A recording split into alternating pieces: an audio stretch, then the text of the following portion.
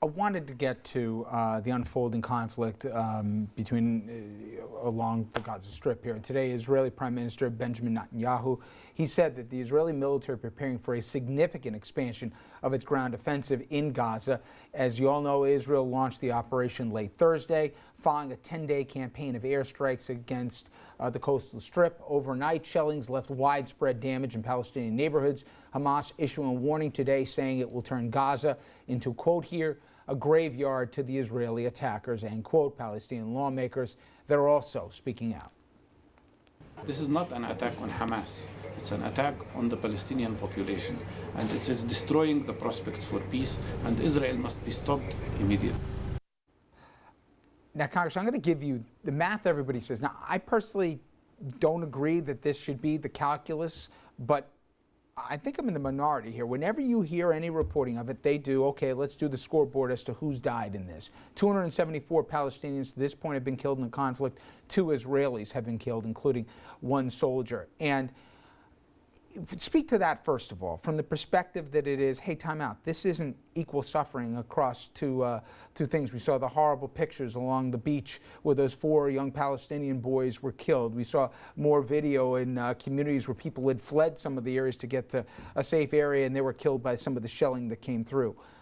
I know you're one of the loudest defenders of Israel out there, but to those who say, time out here, this isn't a fair fight, and we're supporting the folks who are causing the most amount of pain and really fractured families. How would you respond? Well, first of all, I would say that any death is a tragedy, and certainly any civilian death is a tragedy. And my heart goes out to civilian deaths. I don't care if it's 2 people or 274 people. Every person who dies as a result of something like this, your heart goes out to. It's just like the innocent people on that plane that went down over Ukraine. But I think we have to put it in perspective. Israel is not fighting the Palestinians, quote unquote. Israel is fighting a terrorist organization named Hamas that seized Gaza, the Gaza Strip, and now governs in a tyrannical way over the Palestinians. You have the opposite Palestinian faction in the West Bank. Israel has been having peace talks with them, and they haven't always worked out, of course. It's a long, tough road, but at least it's an organization that recognizes the right of Israel to exist. What is Israel to do? Hamas doesn't recognize Israel's right to exist, says it'll never make peace with Israel and will never stop until Israel is driven into the sea. Israel, for the past years, Israel left Gaza in 2008. There were no Israeli troops in Gaza. And what does Hamas do? Every day, every month, every week, they lobby missiles against the Israeli civilian population in Israel. And Israelis are dying. The United States helps Israel with the Iron Dome so that less die than would. And no country would permit that. We would not permit missiles coming in from Canada or from Mexico over the border. But the question is, when does it ever change? And of all places, in the Forward, which is hardly going to ever be confused for some dovish publication, there was an editorial that came out here from somebody who certainly is recognized. We can bring up that graphic, everybody, about where this has to go from here. And in it, an editorial in the paper said, Hamas interpreted the Israeli reluctance to use ground forces as weakness, going on to say, if it doesn't succumb to the Israeli military pressure and refuse to accept the ceasefire, Israel may find itself stuck in Gaza with no exit strategy to end the crisis. The broader question is, how does this ever change or end? It just seems like, the same cycle over and over again. Maybe the date line changes and the different instigation changes. I'm not faulting Israel on this, but how does this ever change? It changes when we have a 2-state solution, which I support, and that is a Palestinian Arab state and Israeli Jewish state. Jewish people are entitled to their homeland just the way all peoples are entitled to their homeland. And Hamas has never recognized the right of the Jewish people to have their homeland. And I think that this doesn't stop until each group recognizes the other group's right to exist. And Hamas does not recognize Israel's right to exist. And in terms of all the people who are dying, it's unfortunate, but Hamas uses its population as human shields. They build their missile launchers in heavily populated civilian areas. They build their bomb factories in mosques, in schools. They do this. And when Egypt tried to broker a ceasefire just yesterday or the day before, Israel accepted it. Hamas said no. Andrew? Well, I had a broader question that I wanted to ask. We talked about this morning. I heard on a radio show, somebody called in and said that he was concerned that the Vladimir Putins or the Ayatollahs in Iran or our other enemies around the world look at the instability in the U.S. government, the dysfunction between Congress and the White House, and they see that as weakness from the United States, and it emboldens the Putins or the Ayatollahs or whomever it may be.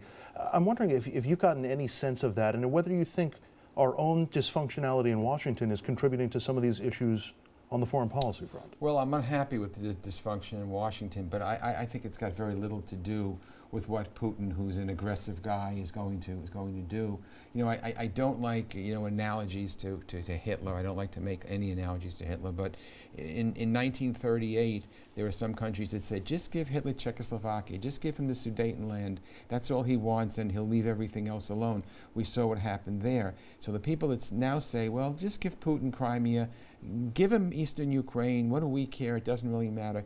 You need to stop a bully early on, because if you don't, you're going to confront that bully later on, and that bully is going to be even stronger. So I think that may be an excuse, but I don't really think that the fighting or the dysfunction in Washington plays into the hands of people.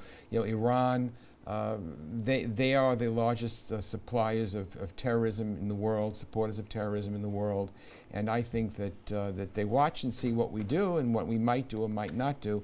But I think the dysfunction of a disagreement, in my opinion, plays a very little role. Finally, we're up against it, but last question. When you look at the landscape of the Middle East broadly, let alone what's going on in Eastern Europe, is this as troubled as you've seen in a generation? How much, with so many moving parts, so many parties with their own agendas and concerns, it's not going to take a lot for this powder keg to blow up? Yes, I think that what's going on in the Middle East with you know, Iraq, you've got this ISIS crazy group, you've got, you know, Iran again with being the major supporter of terrorism. Yes, it's a very, very troubling situation, because the young people tend to be more radical than their parents. We thought young people would be more moderate. But on the other hand, I think it also presents some very interesting opportunities. You now have Egypt and Israel working closely together.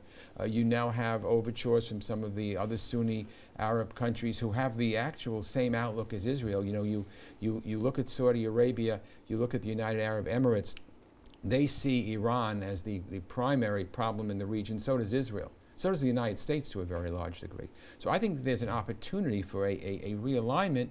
We just got to. But then some of those same principal actors aren't on the same page with us as it relates to Iraq. You know, with the Sunni-Shia conflict, it's so not only complicated, but it just seems it would take so little to make an extremely tenuous situation even worse. But that's what makes the Middle East the Middle East. You can say that again, a lot of people are now regretting the fact that we invaded Iraq and went into Iraq. And I hear this at that table every single night. Congressman, I know you got a busy schedule. I appreciate you making some time for us. Thank you so much. My pleasure. Okay, when we come back, everyone, we're going to have a series of really fascinating conversations with people from our region, including that woman, Sister Teza. She sits down with RFL to discuss her unwavering push to help women who were once locked up and try to bring their families together. Also take a close look at a new HBO documentary surrounding the Newburgh Sting case. Film director David Halbrunner speaks to us about why he says that this was one giant mess here, and he'll speak firsthand. You'll also see some clips from the film.